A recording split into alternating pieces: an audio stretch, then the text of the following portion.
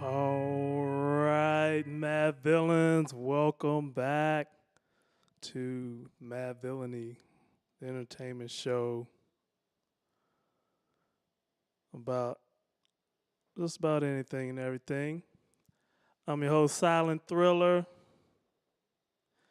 and I wasn't all that excited about it until today, but this Rings of Power joint on Amazon Prime, that looks like it's gonna be fire. By the way, the music was MKNFX. Try to remember to link it in the description. But anyway, yeah, that Rings of Fire joint. That looked. I saw the trailer just like 5 minutes ago. It looks fire. Now, the what was it? The House of Dragon. I have not seen that yet. I think I saw a trailer or two, but I still haven't seen that yet. But from what I'm reading, this Rings of Power is gonna blow that away. It's gonna blow that out of the water. It's gonna put it to shame, yo. But we'll see. I'm definitely gonna check out the Rings of Power. I might, and we're about. Let's see, this is Wednesday. The Rings of Power. I think it comes out on Thursday, and yeah, it does look pretty good from the trailer. Yeah, I haven't really watched a lot in this past week or so. Just been busy. Yeah, we're gonna get into a few things that I saw on the wire. Just searching, so we could go ahead and get into that. But definitely, like if you've seen House of Dragon, let me know what you think of it. Is it better than Game of Thrones? Is it just different from Game of Thrones? Isn't it like a prequel to Game of Thrones for the House of Targaryen? And this Rings of Power, it's a prequel from Lord of the Rings. And what I find interesting is how or how both of these productions are being released around the same time, about less than a week apart, I think, or maybe 2 weeks apart. I don't know, when did House of Dragon release? Was it a week ago, or I know it hadn't been out that long. It may have aired 2 or 3 episodes. Yeah, and that House of Dragon is on HBO Max. And from what I'm seeing, and I think I may have mentioned it in another video, that HBO Max is going away.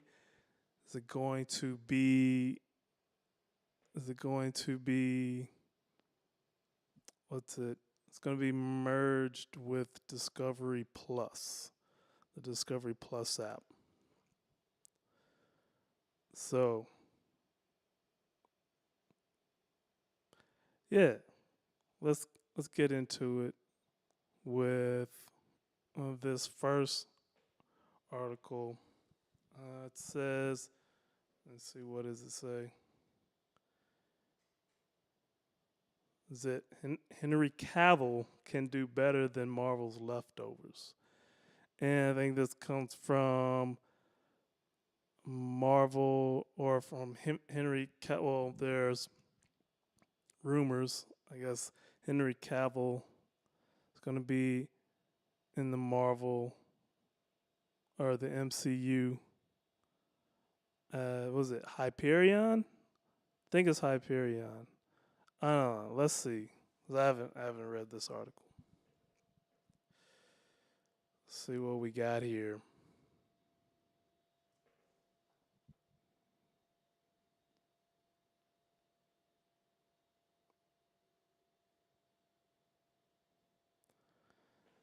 Get a second is loading. All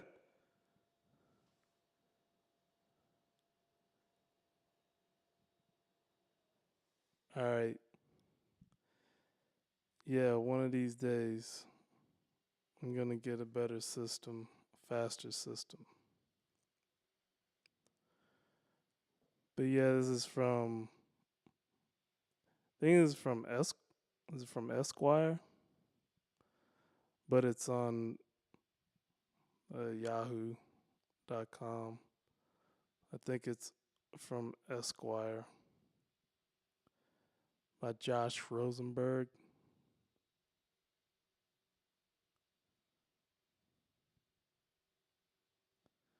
And yeah, my system is extremely slow.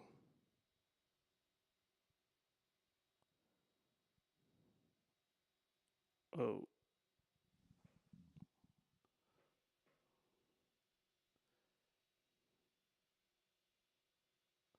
okay. Here we go. All right. Henry Cavill can do better than Marvel's leftovers. I'm gonna blow it up a bit.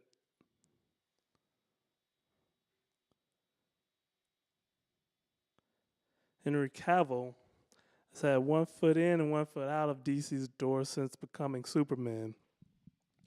And by the way, yeah, I still haven't seen Man of Steel. And I can imagine I'll probably warm up to it because I still haven't like come to grips with a darker Superman yet. But I probably once I see it, I'll open up. I'll warm up to it. Yeah. Whereas the likes of Chris Hemsworth and Mark Ruffalo have all but dedicated themselves to the Marvel counterparts, Cavill had the Justice League visual effects team working overtime, dizzily removing his Mission Impossible mustache. Dis- Cavill is still contractually obligated to appear as Superman in one more DCEU film, but that hasn't stopped his rumored entry into the Marvel Cinematic Universe. And I don't know why it's not scrolling, other than my system. Show some support. Cavill is still contractually. Oh yeah, we read that. The rumors that Disney is courting Cavill, of course, sent the internet ablaze. The man has starred in Netflix's The Witcher series since his last role as Superman in 2017's Justice League, proving that he's not afraid to go full throttle into total nerdum. Fans have already lined the actor up for countless potential roles, including Captain Britain. I remember that. Cyclops. Oh yeah, Cyclops. That that could work. How tall is Henry Cavill? I know he's over 6 feet, but is he 6'4", 6'5"? Anyway, Doctor Doom. I think he could. I think he can pull off Doctor Doom. I think he can do that. Matter of fact, I'd like to see him as Doctor Doom. And okay, it says Hyperion. Yes, so Hyperion. Well, this is one of them. Sentry, Wonder Man. And then he says these are all real guys. There's just one problem. MCU is getting too big. Right now, we already have dudes named Kingo and Pip the Troll. If you don't even know who those two are, that only proves how unruly this comic book universe has become. Hell, the film they both appeared in, The Eternals, introduced a massive god that see yeah, I still have not seen the Eternals and I just hadn't planned on seeing it. But, you know, for Pip the Troll, I might actually just watch it just for Pip the Troll. And it says introduce a massive god that is now sticking out of the earth. No, and no, I have not seen Thor 4. Is it Thor 4? Love and Thunder. I haven't seen it. Hadn't really been that interested in seeing it. And oh yeah, also have not seen She Hulk either. Have don't really have an interest in that one either. It's just it's just these productions they I think they've dropped the ball and they're the game is down. The quality is down. And the I did like see the effects, the what do they call it? The CGI on She-Hulk. It looks like trash. So like what? What's going on here? They can't get the CGI right. They haven't gotten the story right from what I hear. And it's just it's just a bunch of trash. It is low quality in a production that's supposed to be of just a tad bit higher quality. All right, so let's see. And it says if Cavill is going to go from playing Superman to a character like Vision's brother, Wonder Man for one season, it would feel like a pretty major step down. And yeah, I'd have to agree with that. At the same time, switching sides and becoming one of Marvel's Superman analogs like Hyperion or Sentry might an analog. It's like a analog meat. Just be the final nail in the coffin for DC. Not many people outside of real comic book heads have heard of these characters. Still, it certainly would make sense if Cavill is actually looking to jump ship to wherever he can. Marvel Warner Brothers is not only hemorrhaging content to cut costs, but the film studio is also dealing with a crisis regarding the chaos surrounding the Flash actor Ezra Miller. And he not only is Ezra Miller uh, going to be in the Flash, or not only will they release that movie, The Flash, I think, was it next year? Uh, uh, Hear that they're moving forward with Ezra Miller indefinitely in the DCEU. So it says, hell, playing Loki's himbo variant may just be the easiest way out for Henry Cavill. For fans, however, we should want more from Disney than to simply fill out the Marvel roster with well-known actors. Where are the grand stories? How much more maddening could the multiverse get? And yeah, the stories are, I think the stories are failing. They're declining, right? Now I am looking forward to seeing Ant-Man 3, Ant-Man and Quantum Verse, Quantum, whatever it's called. I want to see Ant-Man, all right? I want to see Ant-Man 3. And we will get to story about Kang the Conqueror. and Jonathan Majors. All right. So, yeah, to end this article, it says a new Avengers team has yet to be officially formed. Plus, no one in the MCU seems to care about how monumental it is that Anthony Mackie is technically Captain America now. I simply do not have the brain power to fit Henry Cavill in here, too. Now, that reminds me that the Fantastic Four has been announced. I haven't like read or watched anything on that yet, but and we'll probably probably briefly go into it in this show. If not, it'll be the next show. But yeah, we're gonna move it to the next article. I I mean if DC doesn't DC is really throwing or Warner Brothers Discovery is really throwing just a lot of things out, and they're restructuring big time, and it'll be interesting to see what the next, even just the next couple of years, to much less the next 5 or 10 years, what's it gonna be like?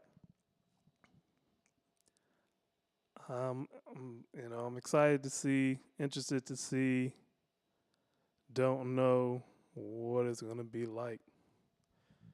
All right, let's move into the next article.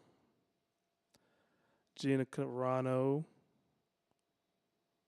uh, someone I always like to see in the news, and this article looks like the or the movie she's in. Just people are heckling her, so to speak. So let's see. It says this is from Giant Freaking Robot, James Brizuela. This was yesterday. Gina Carano is getting ridiculed for her new movie. See what it goes into. Did you know Gina Carano? She was in The Mandalorian. Was she in it both seasons? Yeah, she had to be in it both seasons so far. And this third season should be coming up pretty soon. Is it September? November? No, September, October? Well, it's September. Well, tomorrow. If it's not September, should be October. I don't know if anybody knows when it's releasing. Let me know in the comments. I have no idea, but I know it is soon before year's end. All right, so yeah, Gina Carano was once on the verge of becoming one of the most popular Star Wars actors on the planet. That's big words.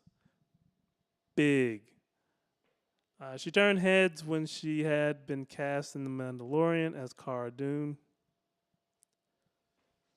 Is it Cara Dune or Cara Dune? Cara Dune? I like Cara. Cara Dune. Her strong performances in both seasons she was in 2 seasons of the series led to Lucasfilm putting together a spin-off series called Rangers of the New Republic. I think that got axed once she was no longer in the universe, which would have to see Carano star. However, through her social media pages, Carano shared controversial memes and theories that led to her being fired from Disney. I remember that debacle. Her subsequent spin off series was also canceled. Now she is set to star in a film called My Son Hunter. This film is produced by the right wing leaning media company Breitbart. A new trailer is dropped for the film, and fans on Twitter are tearing it apart. Okay, so yeah, that makes sense. It's a right wing media company talking about the son of a left wing person. Yeah. All right. Let's see what else we got here. I don't think I don't think it's loading.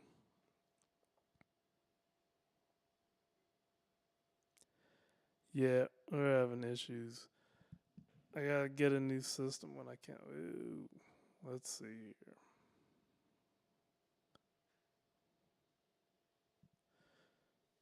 Whoop.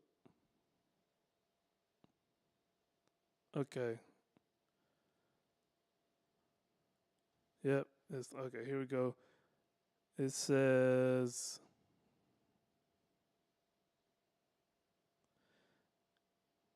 Wait. Hold up. Yeah, my system's running slow. So I wonder what her character is in this movie. Is it My Son Hunter? Scroll too far, and my system is crashing.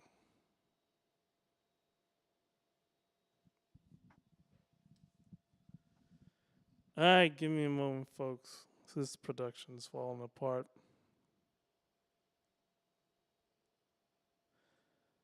I think I got too many things in the background. All right, here we go. Almost. And here we go. So here's a tweet by Paul Tassi. It says, in 1.5 years, Gina Carano has gone from being on the verge of getting her own Mandalorian spinoff to starring in Breitbart made Hunter Biden movie.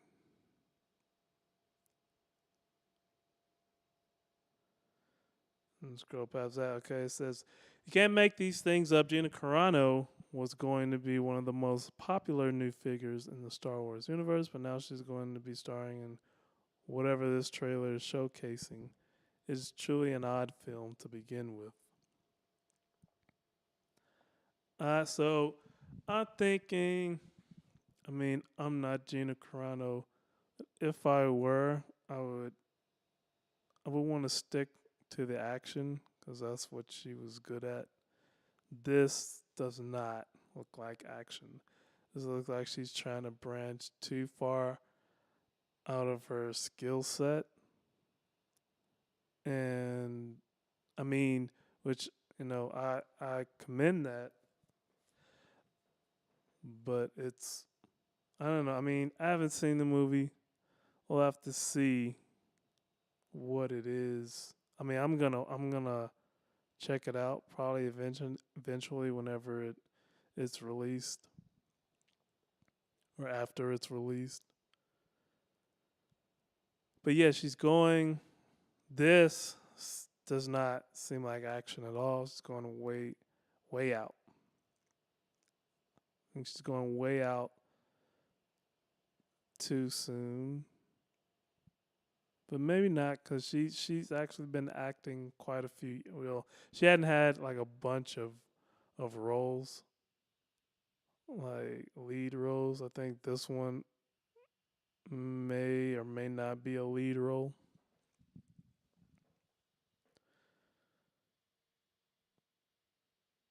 But yeah, it says. Oh wait, okay. So yeah, her tweet says, "Vote them out with a vengeance." It says the people who shut down your businesses and killed your careers are now asking that you reelect them so they can keep their jobs. Never forget what they've done to you. Okay.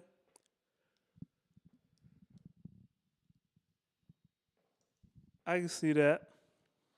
And then it says, so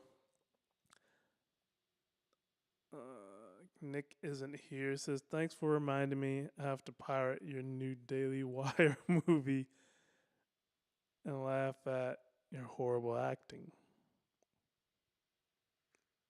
Okay, so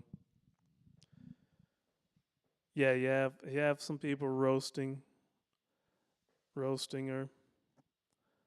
Let's see what the rest of the article says. We certainly don't think Gina Carano is a horrible actor, but pirating the film does seem like an odd direction to go if one is to ignore her new career choices. Chances are this film ends up on YouTube at some point too.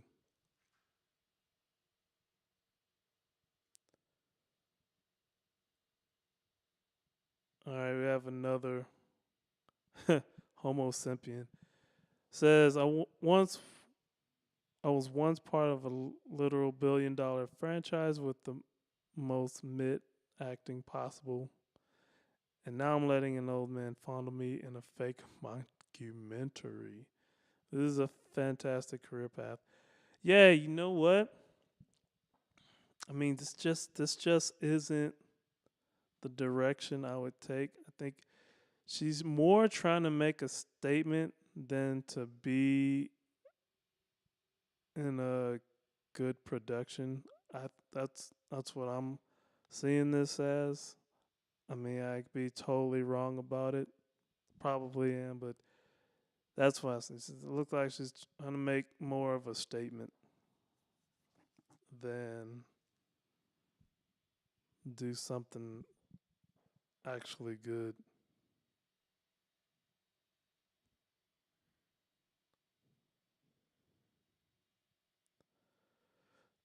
This. Oh, what's up? What was that? Looking at the comments. Mr. What was that? What up? All right, so this is certainly a different way to rephrase what the above tweet was referencing. Gina Carano did mess up big time, as staying in the Star Wars universe would have been massively lucrative for her. Now, yeah, so I I would have stayed in the Star Wars universe. You know, I mean, I do see on the one side, freedom of speech and all that, and again, I commend her for for taking that stand.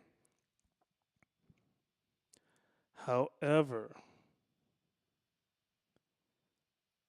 can't be fumbling the bag like that. I mean, it was so easy not to fumble the bag, but she did.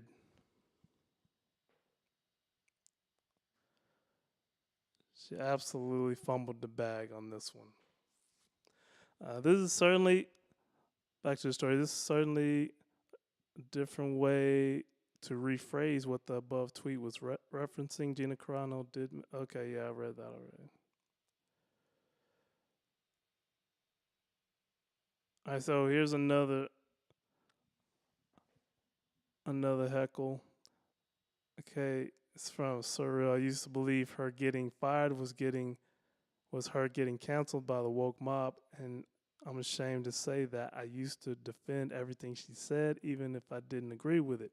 However, looking back, I realized that her getting fired from Star Wars was entirely her fault. Yeah, I have to agree with that so far. Okay, so this is just a lot of roasting Gina Carano. I mean, I I still like support her. I want this is what I would like to see. This movie's probably not going to be all that. I would like to see her redeem herself after this movie. That would be amazing. And maybe she gets on with a different production that that goes back to her real talents, and she can work up from there. I mean, she's not getting any younger, so she's gonna have to do that pretty quick. That's my opinion. All right, we're gonna move on to the next article, and we're talking about Breaking Bad. So Breaking Bad was never supposed to be like shot in New Mexico, or the setting wasn't supposed to be in New Mexico. It's supposed to be in California, but we'll see here what happened with that in a moment.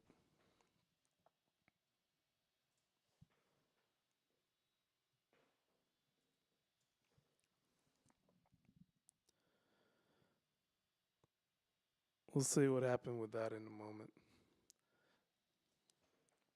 All right, it says this is from the Wrap. Breaking Bad was never supposed to be set in New Mexico, but one thing changed that.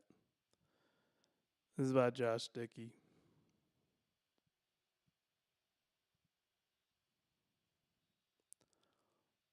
Okay, it starts Walter White and New Mexico are like Batman and Gotham. You can scarcely imagine one existing outside the other. But Breaking Bad only came to be set in the land of enchantment for one reason, and it had nothing to do with enchantment, methamphetamine production, or anything like creative vision. Vince Gilligan, creator of Breaking Bad, had long ago noted that he originally wrote the show to take place in Riverside, California. He was familiar with the Hard Edge inland community, which was not much of a stretch for a drama set around the manufacture and distribution of drugs. But New Mexico's generous tax rebates for Hollywood production were too strong to resist. I got really I got really lucky that the production guys at Sony said to me when they read the pilot episode of Breaking Bad, "What do you think about shooting in Albuquerque?" Gilligan told the New Yorker in a long Q&A published this week to coincide with the conclusion of the spin-off series Better Call Saul.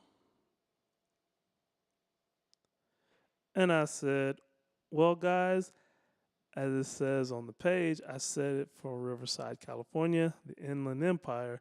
Gilligan continued, "They said, yeah, we get that, but New Mexico has this rebate they're giving filmmakers.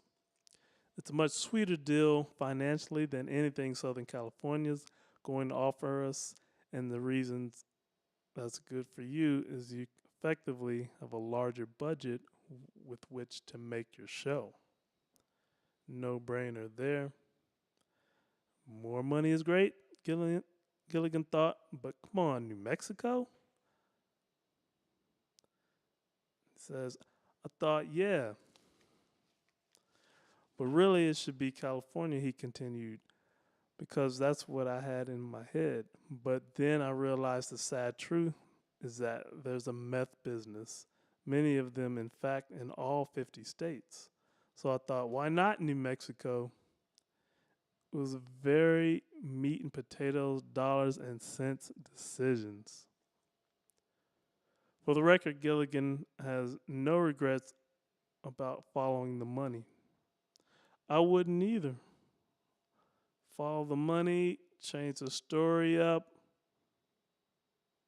to make it, you can make it work. You're the writer, you can make it work. It turned out to be the greatest thing creatively, he said. We did save a lot of money over the years, but the best thing about that decision was that it allowed us to shoot in this amazing cinematic landscape in and around Albuquerque. It's a very striking, beautiful place, and it makes me think of all the great westerns I love. And in the locale shift informed the show's creators to make Breaking Bad more of a contemporary Western. Gilligan added. Oh, that is an interesting way to put it. It's a contemporary Western. Yeah. Yeah. Okay. So, yes, sometimes the best creative decisions can come from those penny pinching studio notes. The show, he said, wouldn't be the show without New Mexico. So, yeah, having that show in New Mexico, I mean, it made it just made the show like so. New Mexico was part of the show. It was a character in the show. That Albuquerque area, it just was one of the main characters of the show. I may go back and watch the entire series again because it was it was so good. It was one of the best series, probably one of the best series of all time.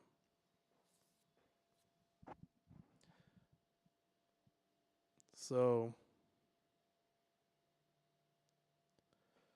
let's see what we got here. Yeah, because that that other joint wasn't working. Yeah, Breaking Bad was probably one of the best series of all time.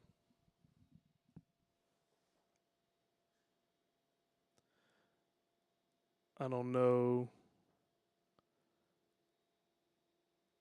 what to put it up against. I think what I'm thinking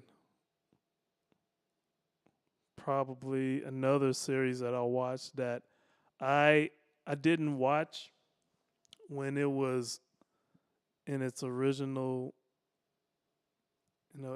original release, but I watched it years after. Well, a few years after, probably was The Shield. And once I started watching that, it's like I binged the heck out of that show.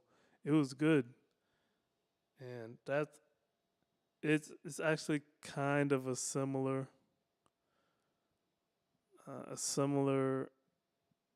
show, but from the perspective of the law enforcement.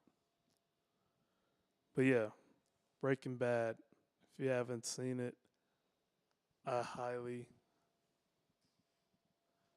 recommend it. Gonna move on to the next. How we doing on time?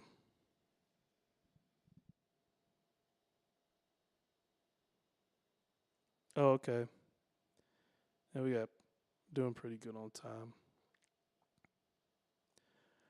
All right. MCU's Kane actor thinks he'll die soon if popularity continues. Let's see what this is about.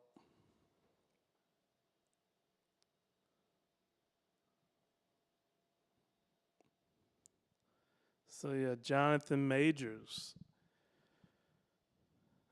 and he said he was uh, he who remains in the first season of was it first season of Loki? Yeah, I think that was at the very last episode of Loki season one. He who remains, and he's gonna be Kang the Conqueror, which is pretty the same kind of the same entity, sort of He Who Remains, but a different version. All right, so it says Jonathan Major is one of the most important actors in all of the MCU, even if most don't know it yet. He was first seen in Loki season one finale as He Who Remains. I mean, I thought his portrayal of it was fine because I didn't know I wasn't aware of He Who Remains was, and I've heard some people that said it should have been. I've heard one person say it should have been Donald Glover to play that role instead of Jonathan Majors, which, you know what? I can see that. I can see that too. But yeah, here we go. Even says, yeah. An alternate and much nicer variant of his evil alter ego, Kang. I mean, nicer, but still vicious. He Who Remains was not playing no games. You thought he was playing games, but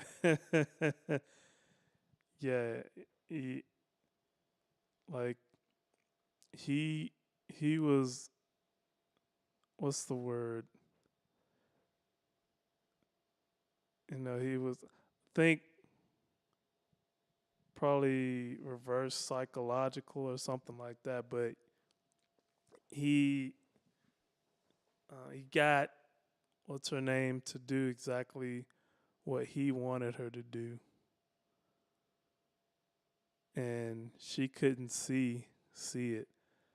Like he he he baited her. It's like, to doing exactly what he wanted her to do. But anyway, let's move on. Let's move it. Keep it moving. The character served as a warning for what lies ahead for the heroes of the MCU. Someone more formidable than Thanos himself.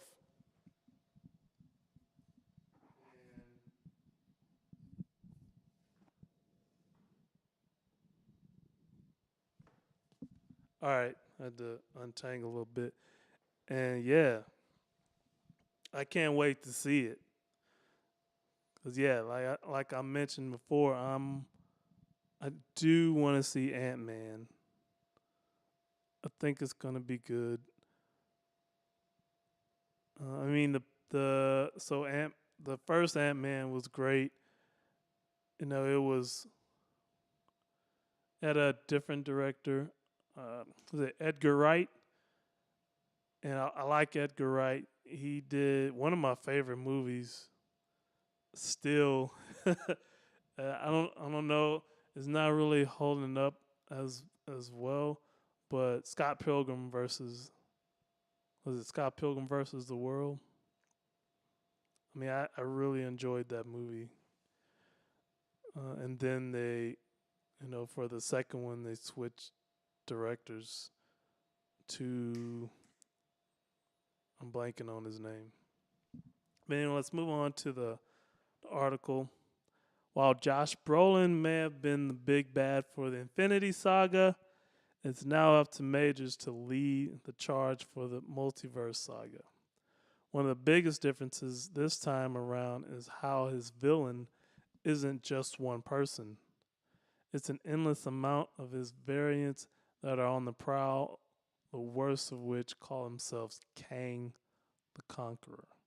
Kang the Conqueror. The next time the character is set to show up will be in Ant-Man and the Wasp: Quantumania. Yeah, that's what I was thinking. Ant-Man and the Wasp: Quantumania, where audiences will get to witness someone a whole lot worse than the calm and collected sacred timeline protector in Loki. Yeah, I don't know. I think I want to go back and just watch that episode again because that was really good. The last episode of Loki, He Who Remains.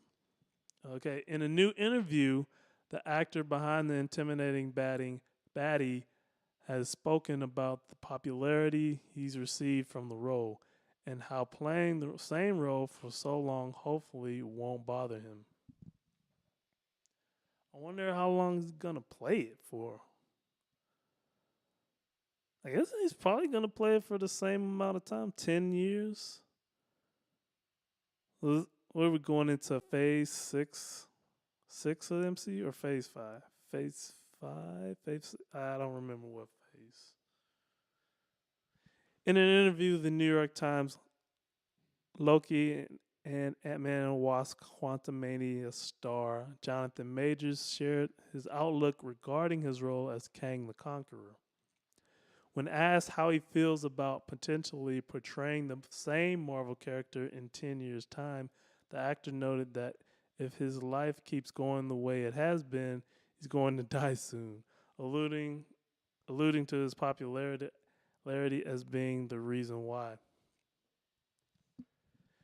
If life keeps popping up off the way it is, I'm going to die soon. I'm okay with that. It won't be drugs, it won't be alcohol, it'll just something's going to get me. Know what I mean?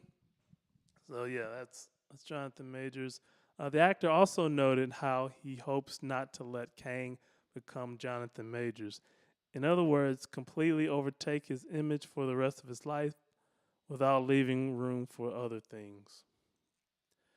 When talking with the New York Times about the actor, Ant-Man director Peyton Reed spoke highly of Majors, sharing that he has this energy and presence to him, which is benefiting their upcoming Marvel Studios film. It's become a cliche over the decades to compare somebody to a young Marlon Brando, but Jonathan has that. Peyton Reed, the Ant-Man director, told me he has just this energy and this presence, and our movie is definitely benefiting from that. While Majors may currently be in the midst of telling Kang's story, the actor is also producing films as well. Okay, Jonathan Majors. Let's see what's going on here. Okay, it's self-actualization, right? I want to see my vision in the world. I believe in it that much. Okay, I like that. So Kang and his many variants. Of course, one would hope that Major's popularity would not be a thing to get him in the end.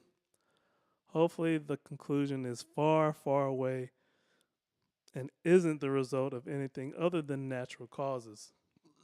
As for the actor's viewpoint of always wanting to find something unique in his roles, that tact fits perfectly with his casting as Kang the Conqueror. Seeing as the character is known for his alternative selves in the comics, which can vary greatly, he's a perfect fit. All of Kang's alternate variants will allow for the actor to explore completely different versions of the same character, resulting in that variation he desires as a performer. So, where might he show up next? Aside from Ant-Man and the Wasp Quantumania, his next most likely appearance after that project could be in season 2 of Tom Hiddleston's Loki. I think should be in something else. That can't be all. Then sometime after that will be his biggest project yet, Avengers Kang Dynasty. The character certainly has a long future ahead of him. Hopefully, it'll be exactly what Majors wants from the position. Ant-Man and the Wasp Quantumania opens February 13th, 2023, so not too long to wait. Yeah, that may be the next Marvel movie I see in the theater. Because the next MCU movie I see in the theater, the last one I saw was it Spider-Man 3? I think that was the last one I saw in the theater. Anyway, we're gonna get into this Rings of Power. We're gonna see what people are saying, like the first, what was it called, the first reactions. And like I said in the beginning of the show, I'm kind of, I wasn't before, but after seeing that trailer, I am ready to see this. And I think we have less than 24 hours to wait. So yeah, let's get into this Rings of Power. First reactions.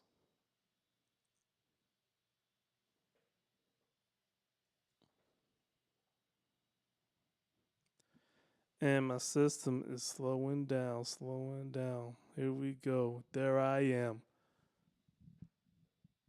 All right, yeah, Rings of Power. Once this article is up and I stop freezing.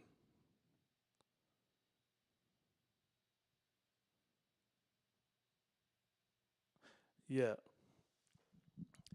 So this oh no. Yeah, while this is trying to load. Okay, there we go. Yeah, so I was gonna say the what was it Galadriel? I didn't like when I saw this. Hold on. When I saw this uh, picture. Okay, first of all, this is from Variety. This first one, we're gonna go through about 3 or 4 articles briefly here. But when I saw this picture of Galadriel, I didn't know it was Galadriel, but like the way it's shot, it looked like a Gwen of Tarth kind of character, like warrior, but like bigger. What's the? I don't know if it was a mythical lady or not. I think she was real. What was her name? Guinevere. Was it Guinevere? Guinevere. She's supposed to be like tall warrior or something. Anyway, that's what when I saw this picture. That's what I'm picturing when I saw this picture. There. So Rings of Power, first reactions, praise Lord of the Rings series as big, bold, and beautiful. This is by Michael Lizzie and Ethan Shanfield, Variety, from August 24th. Okay, it says The Lord of the Rings and the Rings of Power, Amazon Studios' ambitious fantasy series based on the works of author J.R.R. Tolkien and reportedly the most expensive television series ever made, premieres September 2nd. I think it's actually September 1st. Because when you look on, if you have Amazon or you can go to Amazon, but it says it releases September 1st. Maybe, let me see. I'm trying to think of why some things say the second and some things say the first. I don't know, but on the actual site it says the first, so it's it's gonna be Thursday, not Friday. All right, so yeah, September 1st. But as the social embargo lifts, critics and fans who have seen the first 2 episodes ahead of time are flocking to Twitter to share their opinions on the highly anticipated series.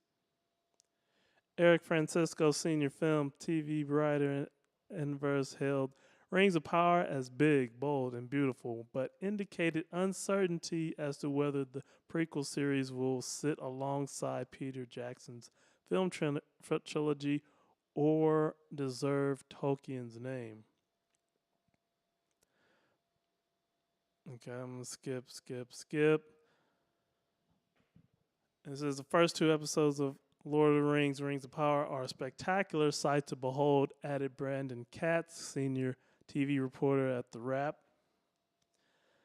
The scale, scope, ambition, and grandiosity is unrivaled on TV. It also has the laborious task of introducing so much necessary world building that it takes a bit to set flight. Rodrigo Salem, an entertainment journalist at Brazilian outlet Folha, wrote, Rings of Power is a cinematic experience in a perfect world. We would watch it on a big screen. It's pure Tolkien and yet feels very connected to Peter Jackson's movies. The effects are brilliant, the acting is superb, and the prologue itself will destroy any awful feeling you had.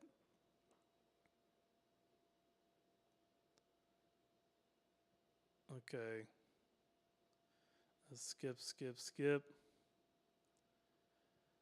And it says Devin Coggin, a senior writer at Entertainment Weekly, shared on Twitter, I have seen the first 2 episodes of The Lord of the Rings of Power, and they are a total joy. Watching it feels like stepping back into the Middle Earth. I cannot wait to see where the story goes. Skip. I'm going to skip a bunch of these. Okay, here we go. So, set thousands,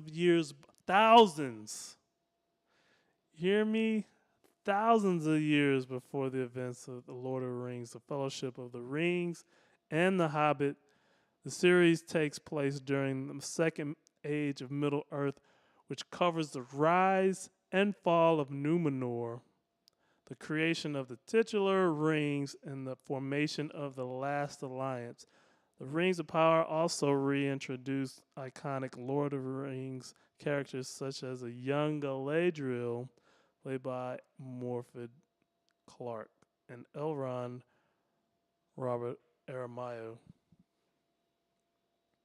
Along with Clark and Aramayo, the cast includes Owen Arthur, Nazanin Boniadi, I'm going to butcher some of these names, sorry, Tom Budge, Ismael Cruz Cordova, Emma Horvath, Markella Kavanaugh, Joseph Mall, Tyro Mahafidin, Sophia Nomvet, Megan Richards, Dylan Smith, Charlie Vickers, and Daniel Wayman.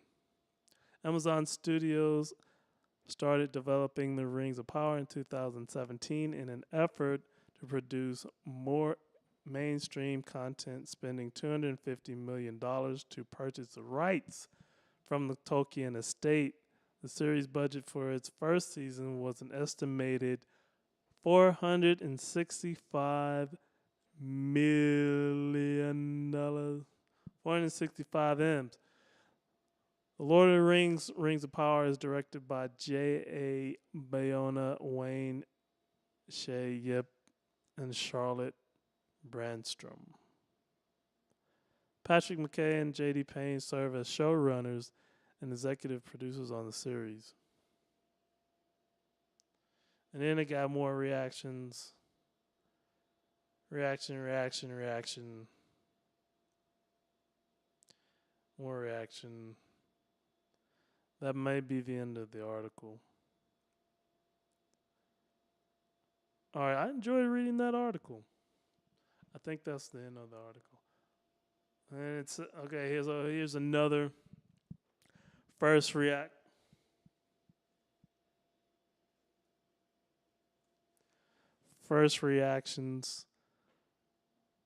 Just so we get the full clip of these reactions.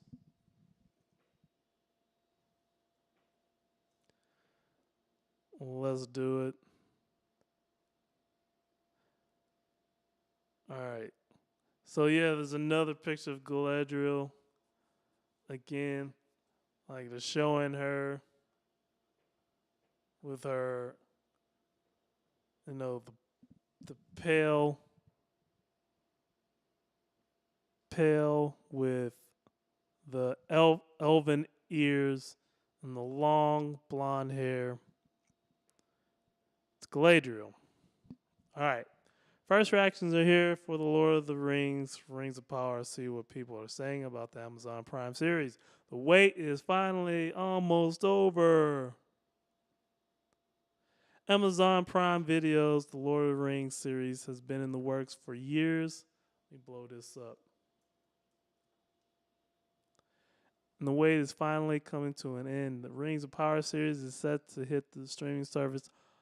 And here's again, it says September 2nd. I think it's September 1st. I'm going to watch it tomorrow. I'm going to watch it tomorrow evening. Taking place in Middle Earth's Second Age, thousands of years before the events of Frodo Baggins' journey to destroy the One Ring. The first two episodes of the series have screened, and people are taking to social media with their first reactions to highly anticipated fantasy series. Let's check out what they have to say. And I'm not going to read the tweets because they're tweets. And I'm sick of the tweets. All right, but okay, yeah, so that's part of the trailer. I know my system hadn't loaded yet, but on the trailer there's Galadriel, and she's scaling this mountain with her gauntlets on in the freezing cold, snow-capped mountains, icy mountains.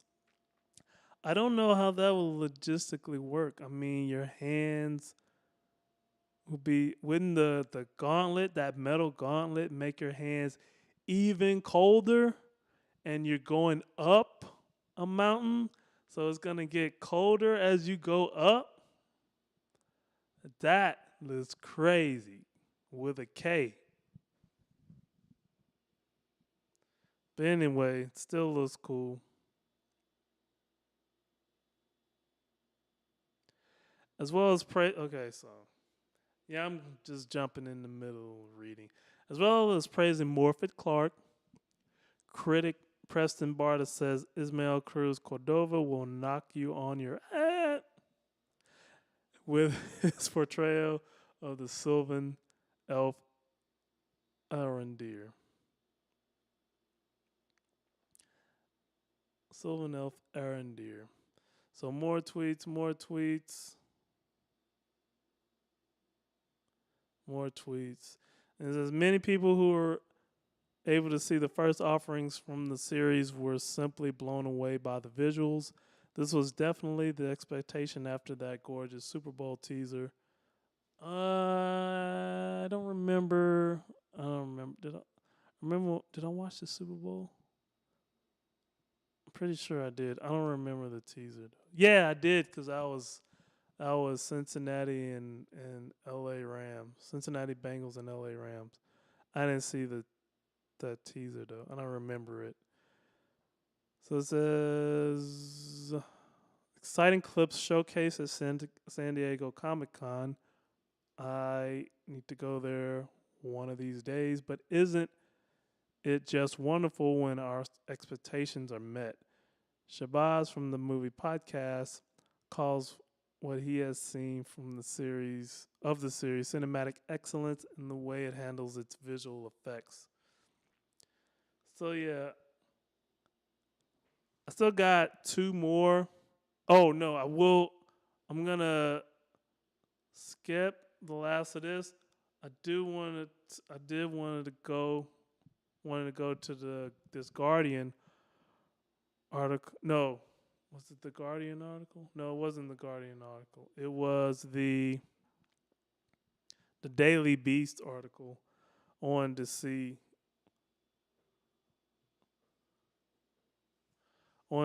what it said about it, about Rings of Power. It looked salacious a little bit. All right, we're gonna go back. Amazon's Lord of the Rings series is absolutely stunning and puts House of Dragon to shame. All right, set thousands of years before the events of Lord of the Rings, Amazon new Amazon's new mega series, The Rings of Power, the most expensive show in history, proves worth the investment. This is by Nick Shager. And this is the Daily Beast. So you got the elves, you got Galadriel. I ain't gonna lie, she looking sharp. She actually looks better in that night that what's it called? The shield. The not the shield. The suit. The the metal. The I don't know. It's the you know what I'm talking about. It's the knight's uniform. While it's with the gauntlet and everything. I don't know. I forget what they call it. I think it has a specific name. Let me know in the comments. Okay, it says Amazon spent the equivalent of a small nation's GDP to revive The Lord of the Rings, and the fruits of that expenditure, 465 M's for the first season alone. Oh yeah, I wonder. I mean, I do see this getting a second season. Are they gonna spend the same amount, or roughly the same amount on it? I don't know. I mean, the Duke. I mean, if they spent that on the first season, they do kind of have to keep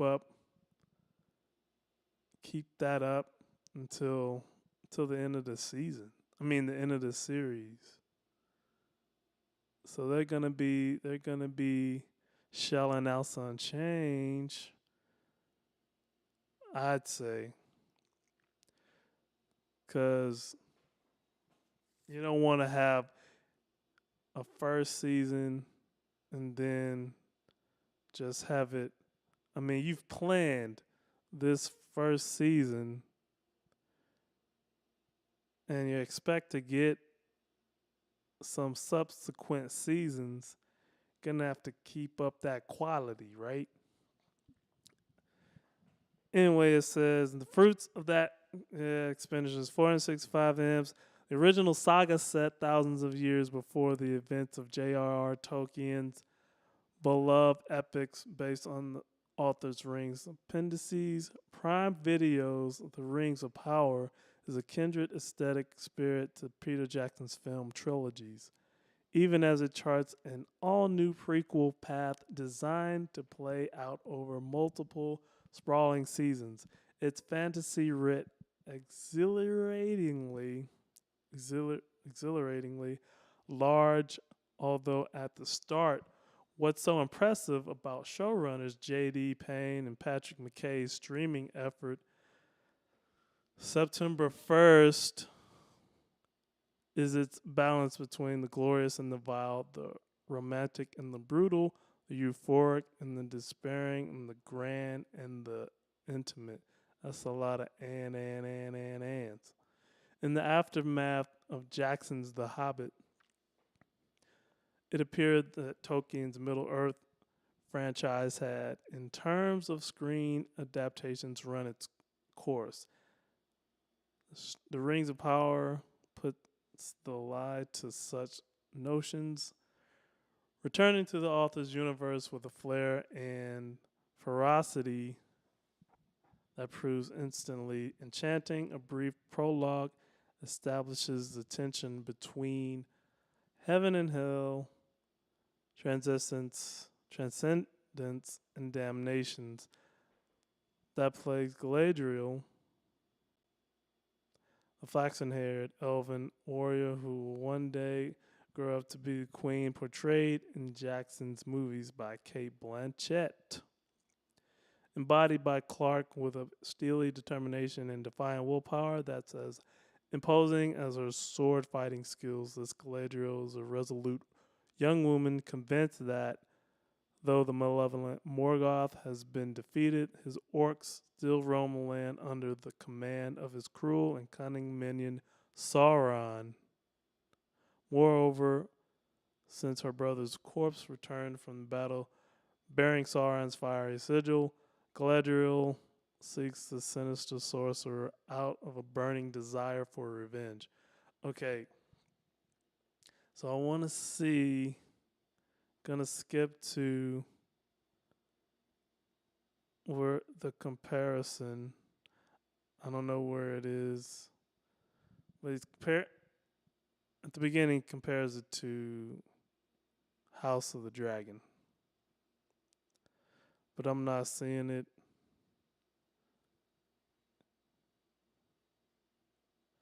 Let's do a little something here.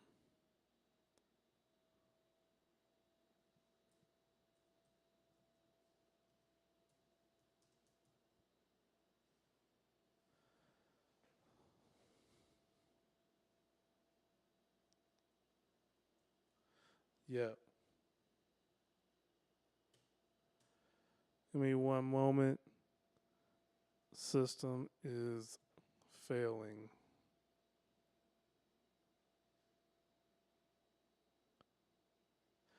Yeah, so we're gonna. It does compare at the. Oh wait, toward the end. But yeah, we're gonna. Yeah, my system's dying.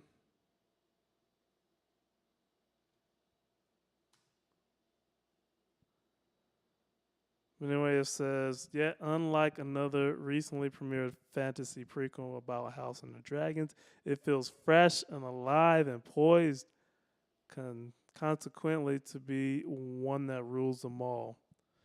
So yeah, that's what it is. This is rings, rings of power. I'm gonna watch that tomorrow. Like I said before, I have not watched House of the Dragon. It I'm sure it's pretty good. And I saw some places where it says, "Oh yeah, this show is good. This is you know doing well and whatnot." But this Rings of Power, it looks like it's gonna just cut cut off. Like it's just gonna be way beyond House of Dragon, right? Yeah, we're gonna call this the really an episode 1 of the Madvillainy podcast. And if you've sat through all this, congratulations to you. And we're gonna be back. I wanna try to do this daily.